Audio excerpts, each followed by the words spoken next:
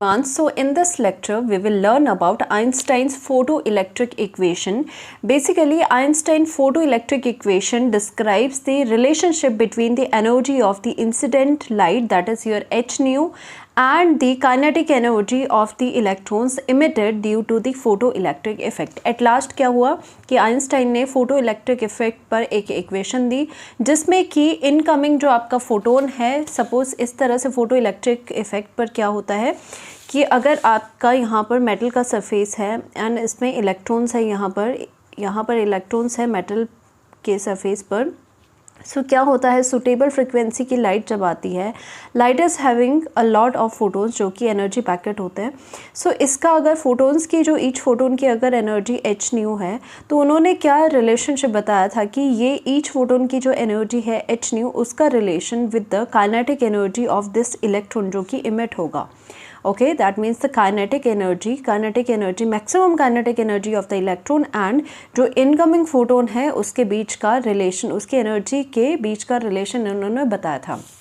So now actual में क्या होता है, when a photon having energy h nu falls on a metal surface, the energy of the photon is absorbed by electrons in the following way. अब इसमें हमें देखना है, theory पहले समझो, ये बहुत इजी है, इक्वेशन एक ही है बट इस पर समझना ज़रूरी है.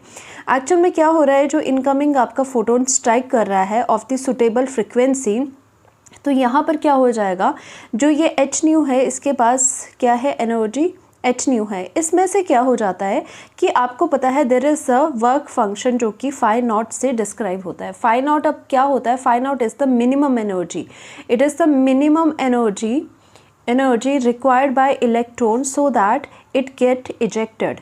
सो इलेक्ट्रॉन ऐसे नहीं है किसी भी फ्रिक्वेंसी पे इजेक्ट कर लेगा, इसके पास इस इलेक्ट्रॉन को एक मिनिमम एनर्जी चाहिए जिसे कहते हैं वर्क फंक्शन. इस इलेक्ट्रॉन को इजेक्ट होने के लिए एक मिनिमम एनर्जी चाहिए जो कि है वर्क फंक्शन. तो क्या हो गया, एच न्यू जो टोटल था फोटोन की, जो इनकमिंग फोटोन के पास एनर्जी एच न्यू है, this is the total energy. वो टोटल एनर्जी कहाँ यूज़ हुई, फर्स्टली जैसे फोटोन यहाँ पर सुटेबल फ्रिक्वेंसी का यहाँ स्ट्राइक करेगा इलेक्ट्रॉन को निकालने के लिए.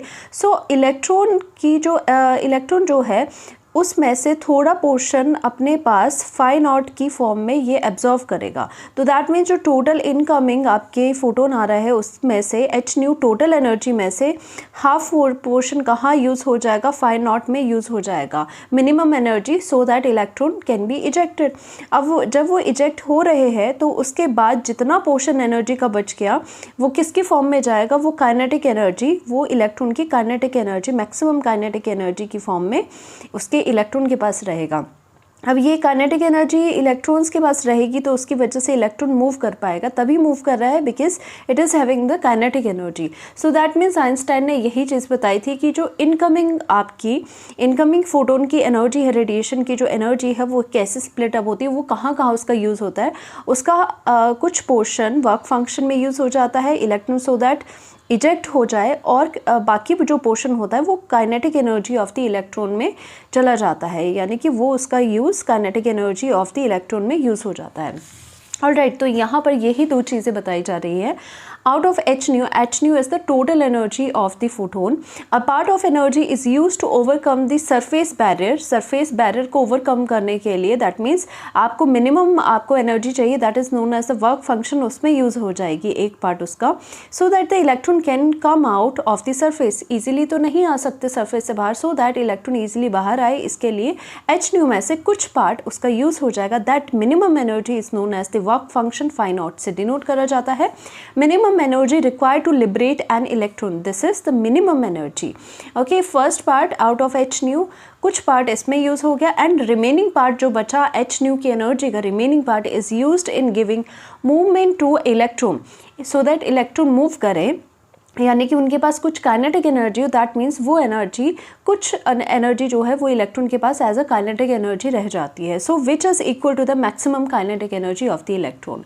सो हम क्या करेंगे, according to the law of conservation of energy, total energy कितनी थी, total energy was your h nu जो इनकमिंग फोटोन की एनर्जी थी, और ये कहाँ स्प्लिट अप हुई है, कुछ आपका पार्ट हुआ है वर्क फंक्शन में, फाई नॉट हम लिखेंगे, प्लस इसके साथ साथ जितनी बची एनर्जी है इलेक्ट्रॉन्स निकलने के लिए केपेबल है, निकल रहा है, तो उसकी मूवमेंट के लिए एनर्जी जो है वो किस में स्टोर हो जाती है, उसकी काइनेटिक एनर्जी। तो हम लिखेंगे kinetic energy maximum. So this is the final equation of the Einstein photo electric equation, जिसमें कि एच न्यू दैट मीन्स आपकी जो total energy of the photon है उसका रिलेशन है with the kinetic energy of the electron. इसको हम और वेरी कर सकते हैं। We know that phi not जो वर्क फंक्शन होता है उसका फॉर्मूला क्या होता है, H nu not. Mu not क्या होता है, थ्रेशोल्ड फ्रिक्वेंसी होता है, मिनिमम जो आपको फ्रिक्वेंसी चाहिए होती है। And also the kinetic energy maximum हमने करा है स्टॉपिंग पोटेंशियल की फॉर्म में, ई वी नॉट होता है। This is the v naught and this is the mu naught. Okay, so यहाँ पर हम और ज़्यादा मॉडिफाई करके लिख सकते हैं H nu the energy of the photon, incoming photon, it is equal to H nu not हो जाएगा, प्लस इसकी जगह काइनेटिक एनर्जी मैक्सिमम की जगह आप ई वी नॉट लिख सकते हो। V not is the stopping potential. Okay, तो सेकंड आपका इस तरह से भी ये फॉर्मेट बन सकता है। ओके, वी कैन राइट कि इसे ऐसे भी लिखा जा सकता है। और फर्दर और अगर आपको यहाँ पर ओपन अप करना है, you can also write nu can be written, frequency can be written as the c upon lambda wavelength की फॉर्म में। So I am writing h is the Planck's constant, c upon lambda this is your lambda, it is equal to h यहाँ पर हो जाएगा, this is your c upon mu naught है, तो यहाँ पर कितना हो जाएगा, यहाँ पर आपका लैम्डा नॉट हो जाएगा, प्लस यहाँ पर इलेक्ट्रॉन वोल्ट में रहेगा, यहाँ पर आपका स्टॉपिंग पोटेंशियल रहेगा ई वी नॉट। ई क्या होता है, चार्ज ऑन इलेक्ट्रॉन, जिसकी वैल्यू देखो h is the Planck's constant, उसकी वैल्यू कितनी है 6.626 into 10⁻34 minus 34 joule second. And यहाँ पर जो ई है, e is the charge on the one electron, उसकी वैल्यू 1.602 इंटू 10⁻माइनस 19 कूलम होती है।